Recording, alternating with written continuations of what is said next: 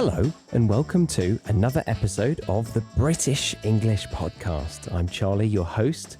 In this one, we're focusing on how to level up your English, and we're looking at it through the lens of the IELTS exam, how to get a better score in the IELTS speaking exam. And I actually made this one a video podcast, and you can watch that on YouTube by typing in the British English Podcast on YouTube, or you can stay here and enjoy the audio version of that. I don't use many visuals, so I think it's perfect for audio.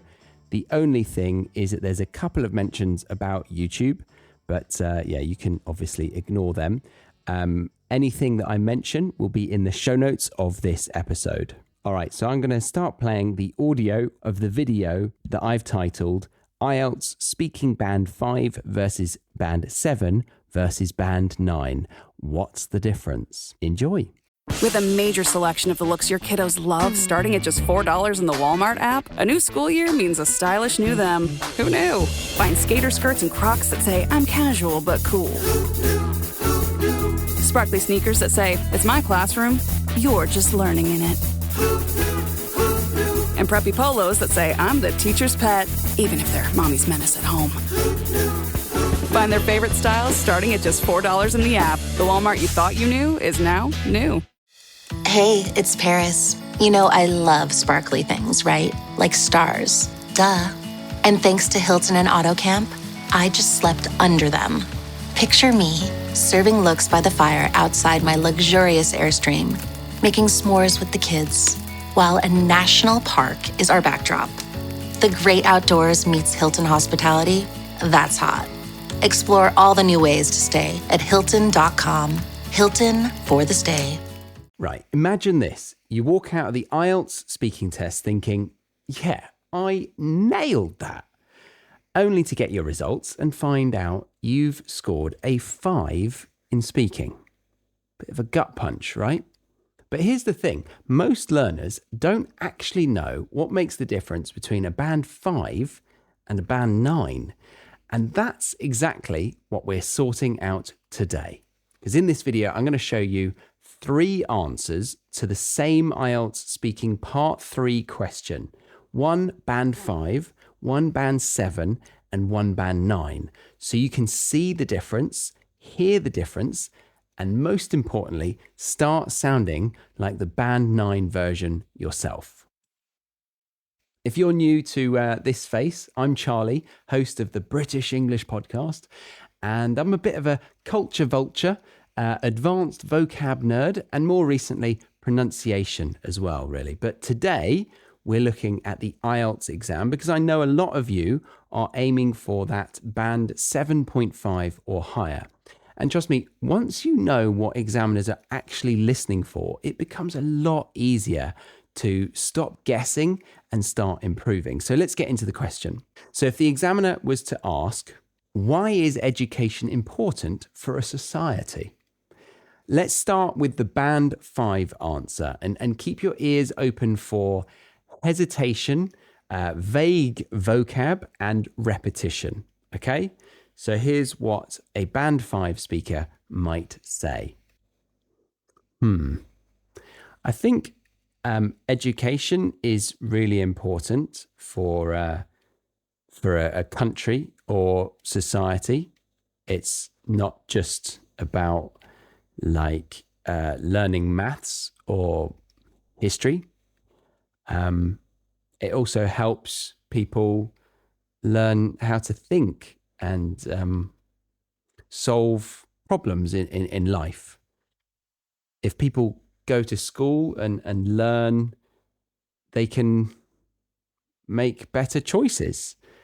Maybe get a good job and also help the community. So yeah, education is not only for work, but also for making people better and more fair, I guess.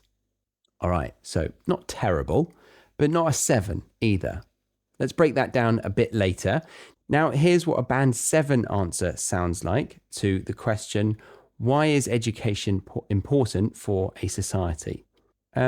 I believe education plays a really big role in any society. It's not just about learning basic things like maths or history. It also teaches people how to think more deeply and solve problems in different situations. When people are educated, they usually make smarter choices in their life and can also help improve their communities. So, yeah, I think education isn't only about finding a good job, but it also helps create a more fair and thoughtful society overall. Okay, it's getting better, right? But it's still, in my opinion, a bit safe. It's definitely a lot smoother and better structured and clearer. So now let's listen to the Band 9 version. And this one sounds like a native speaker giving a thoughtful, well-structured answer, but without trying too hard. And I think that's really important to point out, without trying too hard. Okay, so they might say, well, I'd say education is at the heart of any functioning society, really. It goes far beyond learning times tables or memorizing historical dates. It's about giving people the tools to think critically, solve problems, and ultimately contribute to something bigger than themselves. Because when people are educated, they tend to make better decisions, right? Not just for their careers, but also for their communities. So, yeah, it's not just about getting a job. It's about creating a more thoughtful, balanced, and fair society. Right. Okay. So that's where we're aiming to get you. And look, it's not about sounding posh or overly academic. It's about being natural, fluent, and knowing how to express your ideas with precision and confidence. Now, if you're thinking, okay, Charlie, this is brilliant for this one question, but what about other IELTS questions that come up? Well, I've got you covered. I've put together a free PDF guide with 5 more IELTS speaking part 3 questions, just like this one. And I break down what a band 5, band 7, and band 9 answer looks like for each one. And there are also mini exercises in there to help you upgrade your own answers and avoid the mistakes most learners make. It's completely free, and you can grab it by scanning the QR code on screen right now, clicking the link in the description box or the pinned comment below, and that will take you to this screen. Fill in your name and email to sign up to my mailing list so I can send you this PDF guide with 5 more IELTS speaking part 3 questions straight to your email inbox. So if you're serious about boosting your IELTS speaking score, don't skip that. It's really useful, and it will give you loads of real examples and training to work with. What does every USAA member have in common? Family. We're one big family who supports the military community and their eligible families. And if you, your parent, or spouse served, you could join our family and save big on auto insurance. Visit USAA.com/join today to check your eligibility. Membership eligibility and product restrictions apply and are subject to change. USAA means United Services Automobile Association and its affiliates, San Antonio, Texas. This episode is brought to you by Indeed. When your computer breaks, you don't wait for it to magically start working again. You fix the problem. So why wait to hire the people your company desperately needs? Use Indeed's sponsored jobs to hire top talent fast. And even better, you only pay for results. There's no need to wait. Speed up your hiring with a $75 sponsored job credit at Indeed.com/podcast. Terms and conditions apply. Okay, now let's look at the band 5 response. So myself as the speaker, I get the general idea across, which is great.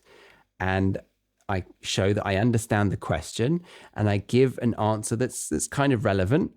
But the problem is it's all a bit shaky. There's a lot of hesitation, like, I guess, which tells the examiner that I'm struggling to find the right words or organize my ideas. and that lowers the fluency and coherence score. Then there's the vocabulary. It's very limited. Words like important, good job, better, help the community. They're all fine, but they're not showing much range or precision. And some of the phrases don't quite land. For example, I think I said, education makes people better and more fair. It's a bit vague, right? And more fair, I think that should really be fairer. So at this level, we can say the ideas are there, sure, but I don't really have the tools to express myself clearly or confidently. So if you're at band 5 right now, that's okay. It means your next step is to work on replacing the ums, ers, and likes with a pause. Pausing is not going to necessarily get you any more marks, but if you can swap those filler words with a pause, it makes you more respectable, more profound, and makes people think you are in command of your communication skills. So use the power of a pause within reason. Yes. Next thing I'd like to say is to learn topic-specific collocations, like pursue higher education or gain essential skills or foster critical thinking. And this is a big portion of IELTS preparation, enhancing your vocabulary. But if you do it in a smart way, then it will be more manageable. And one way that I consider to be a smart way is to tackle topic-based vocabulary. So find resources around a specific topic. Build around that with those phrases you hear. And that way, with speaking practice, you'll start to connect the topic with that kind of vocabulary. And if you want to save time and energy and have fun with this part, then you might want to check out my IELTS speaking course, which is incredibly thorough. It took me a very long time.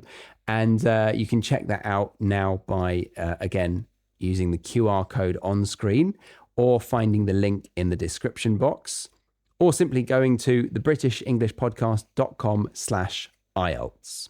Okay, on to the next pointer around the band 5 answer. And this is to get comfortable using basic connectors like because, so, and but also. These will help create smoother flow. But now let's move on to the band 7 answer. This one's noticeably stronger. It flows much more. It's more smooth. The grammar is generally accurate and the vocabulary has improved.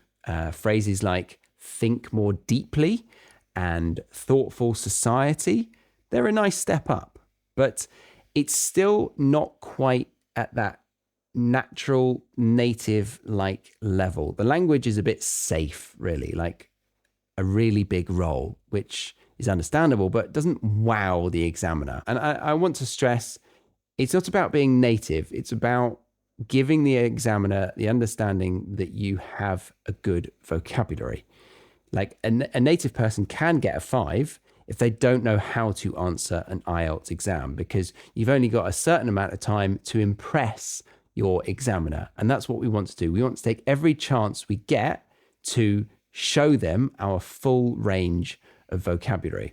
Because you're going in there and answering a few questions, but you've got loads of vocabulary around other topics that they haven't got the chance to ask you about because they haven't got, years to assess your language. So it's your job to make the most out of a small opportunity, basically. And what I was saying, a native could well fudge that up. They could well not take the opportunity if they don't know how to manipulate the conversation in a way that, really shows how good they are answering something like this. So in the band 7 one, it was all a bit safe and didn't wow the examiner. Also, there's less variation in sentence structure. Most of the ideas follow the same rhythm. Education does this. Education helps that. Education is important because it's not all bad, but at band 7, the way to push forward is to show more flexibility in how you express yourself. So use conditionals, passive voice, relative clauses, anything that naturally expands your range. For example, if people are given the opportunity to study, they're more likely to contribute positively to society. That kind of sentence shows confidence with grammar and content. So band 7 is strong, but it still feels a bit stiff and limited. You want your answer to sound like you're actually having a conversation with the examiner, especially in part 3 of the speaking exam, and that you're not reciting a pre-learned script, which I have experienced a few learners trying to do in the past. And I really, really don't recommend learning an answer verbatim, meaning word for word.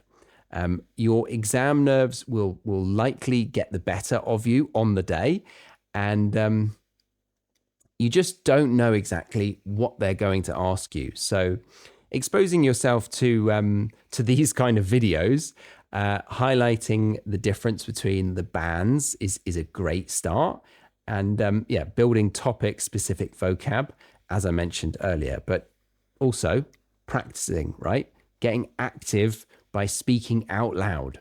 And if you find it tricky to begin with, a good first step might be to just write your answer out. You have a bit more time to think about it, write it out, then try to express yourself, not by reading it or memorizing what you wrote, but by holding on to the message within your answer and just seeing how it comes out when you start speaking. And record yourself, analyze the strengths and weaknesses, and go again. The McDonald's snack wrap is back. You brought it back. Ranch snack wrap. Spicy snack wrap. You broke the internet for a snack. Snack wrap is back. Ba-da-ba-ba-ba. Are your business expenses playing hide and seek? With Uber for Business, the small spends that slip through the cracks, like rides and meals, go right where you need them. Because it integrates with leading expense platforms, you can say goodbye to surprise costs, missing dollars, or chasing receipts. Everything's track downable. Uber for Business. Make small steps that make a big impact. Learn more at uber.com/small steps. But let's go on to the analysis of the band 9 answer. So this is where everything clicks. It sounds natural, fluent, and thoughtful. There's zero hesitation, really. And the way I come across actually sounds like I've got an opinion, which is really important in part 3. The vocabulary is precise and idiomatic occasionally, using phrases like at the heart of a functioning society. That's what I said. At the heart of a functioning society, or goes far beyond, or tools to think critically, or even contribute to something bigger than themselves. Yeah, that was what I said. So these expressions aren't just impressive, they're meaningful. They're really well connected to my argument, and they help paint a picture and show depth of thought. Plus, the sentence structures are varied in a lovely way. We had a rhetorical opener, which was, well, I'd say, blah, blah, blah, which is so useful because it buys you time to think of what you're actually going to say.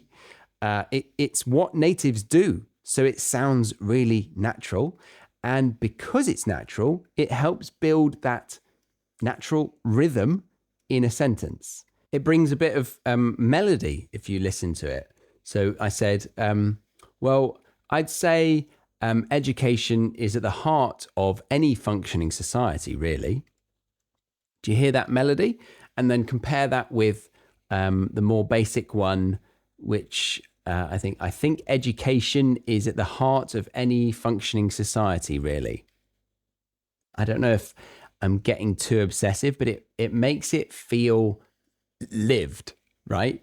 Well, I'd say blah, blah, blah, blah, blah. It gives a little bit more up and down.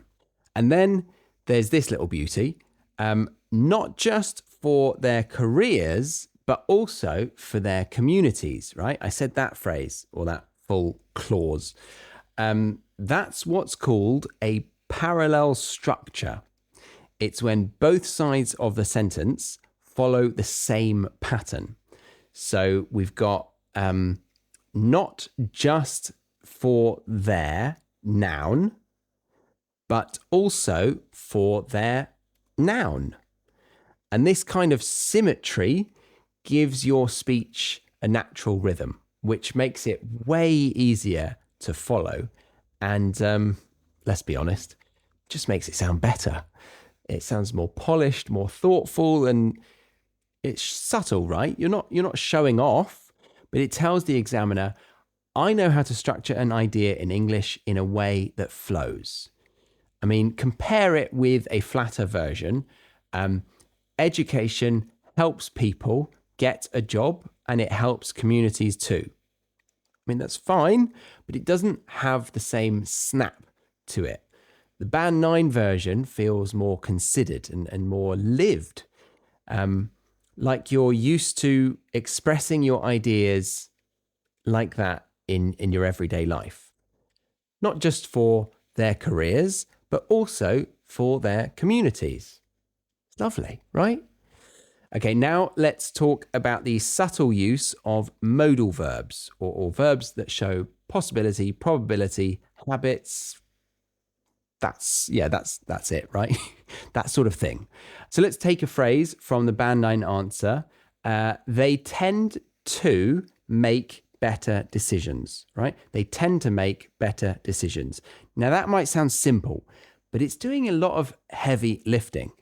See, if the speaker had just said they make better decisions, it would sound like a guarantee, like everyone with an education automatically makes great life choices. And that's a bit too black and white. Life is complex and nuanced. So with the modal tend, they tend to, it softens the claim. It says this usually happens, but not always. And that's the kind of nuance that examiners love. You're showing that you can express your ideas in a way that's realistic and not just grammatically correct. Plus, it's more British. We love a bit of subtlety. Indirect culture, right? We don't say this is always the case. We say, well, it tends to be the case. It's polite, it's balanced and non-committal. Very British. And again, all of this tells the examiner this speaker isn't just fluent, they're confident, nuanced and fully in control of the language. So here's the big takeaway. Band 9 doesn't mean using long words or complex grammar for the sake of it. It really means communicating your ideas naturally with precision, variety, and flow. And honestly, the difference between a 7 and a 9, it's not that big. Band 9 isn't only for academic, intellectual people, because the exam is assessing how fluent you are, and fluency is about effectively communicating an idea, right? So I'd say nuance is one of the biggest nuts to crack, rather than going out there and swallowing a dictionary. But, definitely don't do that. It's likely to cause suffocation, probably. But yeah, if you enjoyed that, make sure you grab the free PDF below with 5 more questions full of the breakdowns and exercises to help you level up to that Band 9. And give the video a like if it helped.